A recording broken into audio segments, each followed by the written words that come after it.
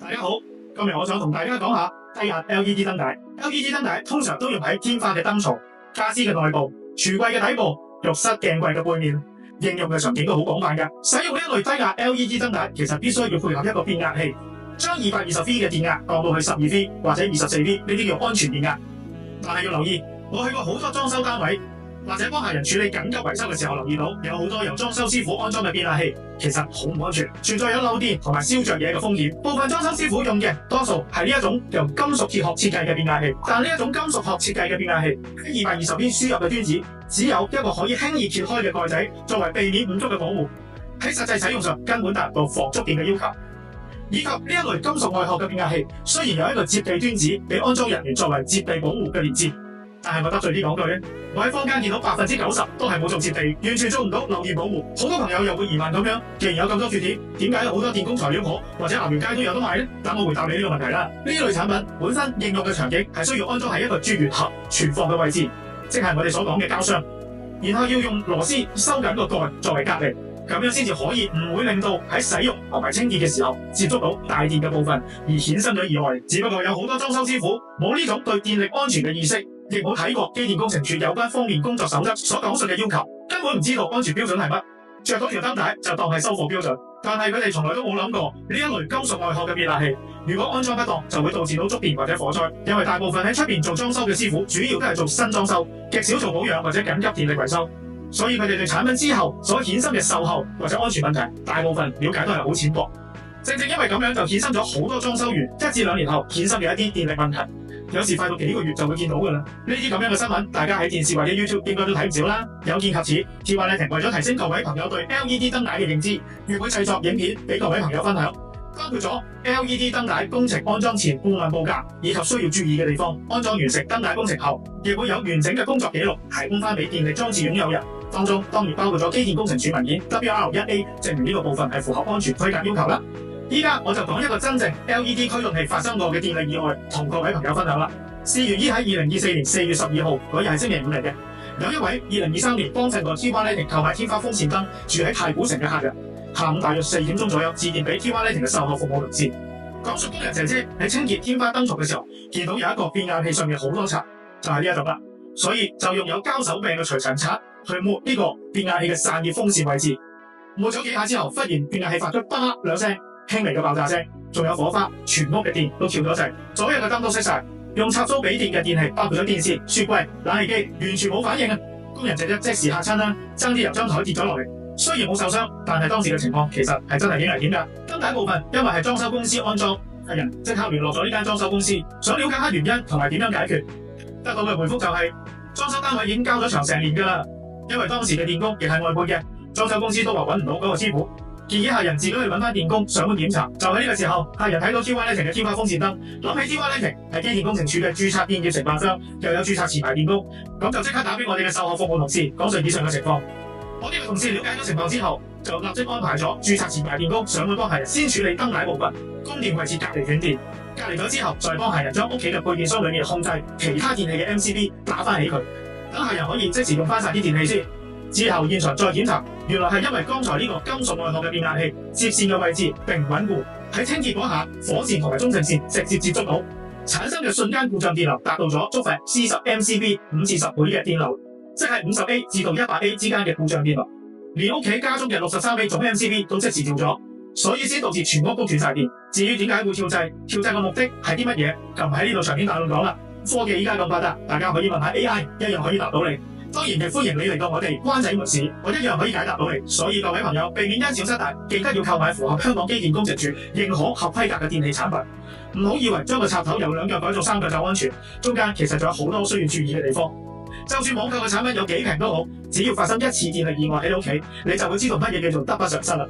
至於固定電力裝置，包括咗天花燈具、天花風扇燈、燈掣、燈帶等等，只要唔係由插蘇作為供電系統嘅電器，都統稱為固定電力裝置。記得要僱用翻註冊電業承辦商委任嘅註冊持牌電工去處理，完成後梗係要提供翻機電工程署文件 WR1 或者 WR1A 完工證明書，證明呢個裝置符合安全，咁樣先至係對你嘅最大保障。所以 TY Lighting 做燈帶工程嘅時候，一定會用符合歐盟 CE 安全規格嘅 LED 變壓驅動器以及燈帶。就好似我手上面呢一款咁樣。呢一款係雙絕緣嘅設計，有歐盟嘅 CE 認證，所有嘅接線端子位置都有絕緣物料隔離，以及用固定嘅螺絲收緊，確保安全啦。咁就避免咗有觸電或者火災嘅風險啦。講咗咁耐，依家即刻同各位去睇下 TY Lighting 嘅團隊喺跑馬地樂趣台幫一位舊客戶解決佢屋企櫥櫃 LED 燈帶不能正常運作嘅問題嘅，包括咗初初嘅 LED 燈帶閃動，之後開始聽到吱吱聲，然後就完全着唔到啦。因為呢一組燈帶係做櫥櫃嘅公司當年度身訂做嘅，每一分每一寸都做得好仔細，所以就必須要上門做顧問報價服務，先至可以精準地咁樣回覆到客人嘅報價內容，以及要俾客人知道做完之後係乜嘢效果，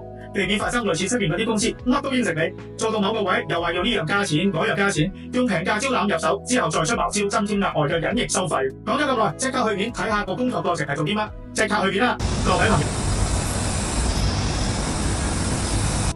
咦，咁早我同我嘅小綿羊喺邊度啊？呢度係跑馬地嘅樂趣台啊！今日咧幫客人做一個家居燈飾嘅顧問設計，同埋一個櫥櫃燈帶嘅顧問設計服務，即刻帶各位去睇下個過程係點㗎啦！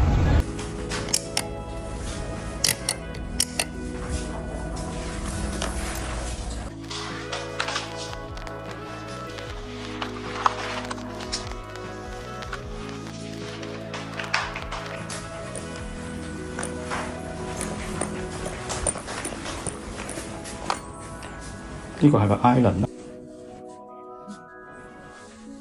個腰型，底有啲燈帶。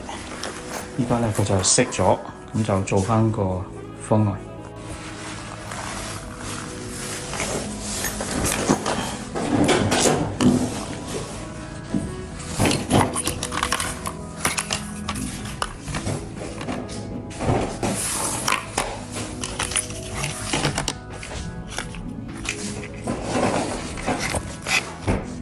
好，呢度有燈喉、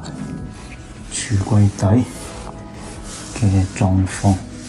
嗰度攞電。OK， 我做翻個驗證先。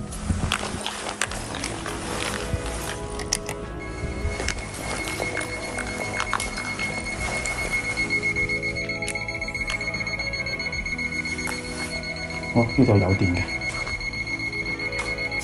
好，呢個櫥櫃底乾爽嘅，呢度有個洗碗碟機、星盤，冇漏水呢度。呢個係櫥櫃公司做嗰條嚟嘅。OK，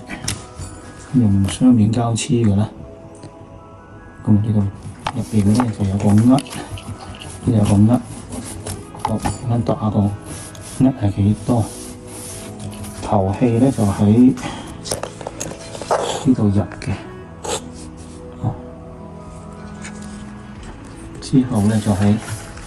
呢度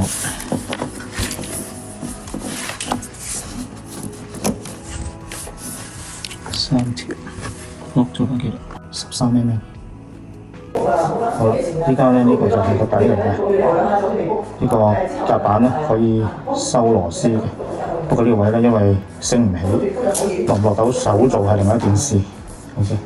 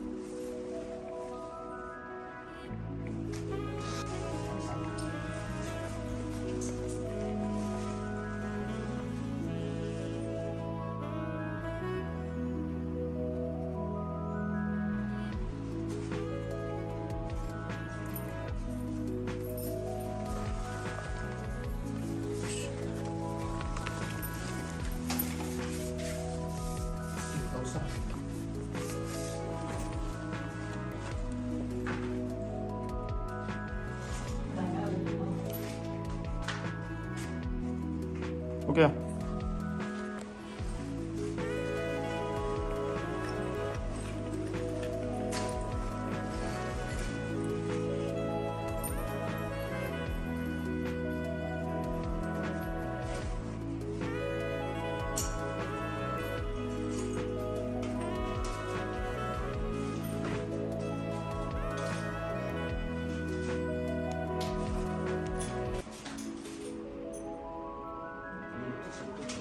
擺好咗啦。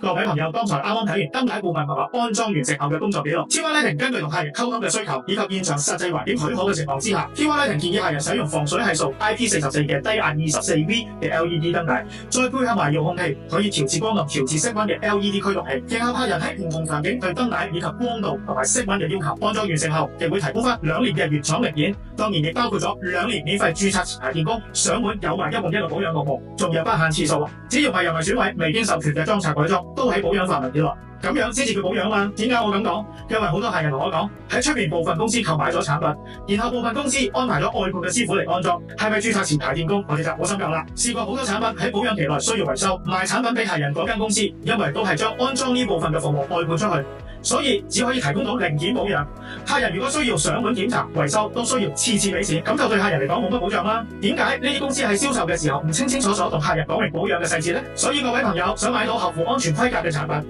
又有合法合規嘅安裝服務，又有註冊持牌電工喺保養期內提供免費上門1換1嘅保養服務，咁你就一定要向 T1 Lighting 查詢下啦。今次跑馬地樂萃台重新安裝櫥櫃 LED 燈帶工作記錄分享就嚟到呢度啦。如果各位朋友屋企嘅燈帶有任何問題，包括咗閃動，經常聽到啲吱吱聲嘅電流聲，曾經跳過掣，或者聞到有燒燶嘢嘅氣味，咁就要快啲聯絡 T1 Lighting 幫你做個檢查、維修或者重新安裝個報價啦。因為 T1 Lighting 係香港機電工程署註冊電業承辦商，編號028735，擁有持牌嘅電工幫你去處理固定電器裝置，並提供 WR1 完工證明書，證明裝置符合安全規格，安全第一啦。各位朋友，如果中意今次跑馬地樂萃台重新安裝櫥櫃 LED 燈帶影片嘅介紹，記得俾個 like， 分享俾有需要嘅朋友。今次就講到呢度啦，我哋下一條影片再見，多謝晒，拜拜。